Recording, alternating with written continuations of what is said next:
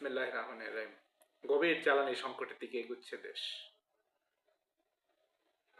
আজকে বণিক বার্তার একটি আতঙ্কিত হওয়ার মতো রিপোর্ট। কিন্তু কেন এই সংকট?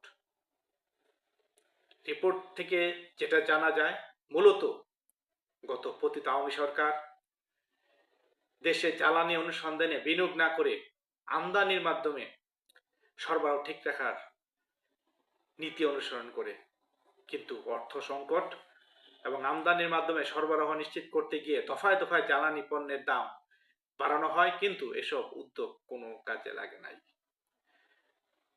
অন্যদিকে আন্তর্জাতিক ভূরাজনৈতিক উত্তেজনার ঢেউ মাঝে মাঝে বাংলাদেশের জ্বালানি নিরাপত্তায় বিঘ্ন ঘটাচ্ছে।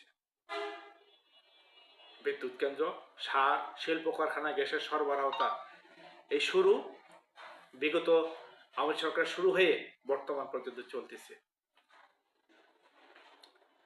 দেশের বাজারে এই মুহূর্তে এলপিজি সংকট তৈরি হয়েছে। যদি এলএনজির সরবরাহ চেইনে কোনো বিঘ্ন ঘটে, তাহলে বাংলাদেশের অর্থনৈতিক তৎপরতাকে বড় ধরনের বিপদে ফেলতে পারে। অন্তর্বর্তী সরকারের প্রতি আহ্বান থাকবে, দ্রুত এদিকে নজর দিয়ে জ্বালানি সরবরাহ, জ্বালানি নিরাপত্তা নিশ্চিত করুন। ধন্যবাদ সবাইকে।